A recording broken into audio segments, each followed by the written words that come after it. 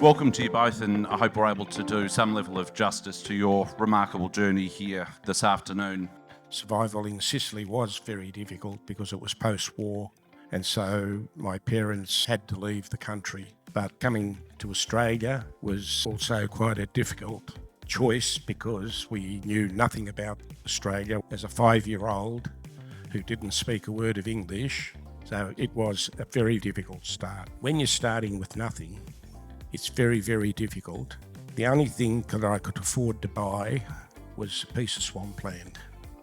And then I had to figure out what I was going to do because I had the network that would bring spoil into that piece of land and levelled it. I got a valuation who valued it at about 15 times the price that I'd paid. That gave me a level of funding that I could then start to move forward and figure out what I was going to do.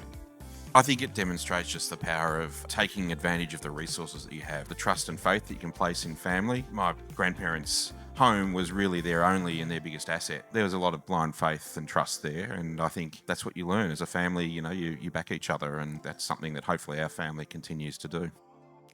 Simon, Carolyn and Matthew, great to have you here. We've seen a huge influx of capital appetite on the credit side over the last few years. We've seen a huge number of new players in the non-bank lending space have popped up. It's like they're popping up every day or every week at the moment.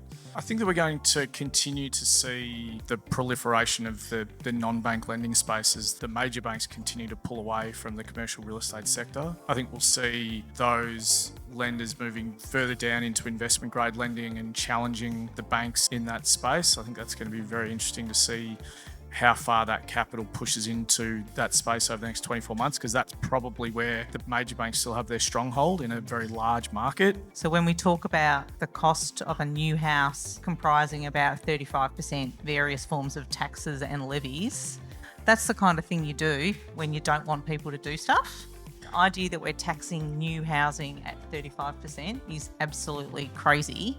The idea that a lot of the money that is being taxed doesn't even go into the communities and the places where those homes are being built, it's just counterintuitive on many levels.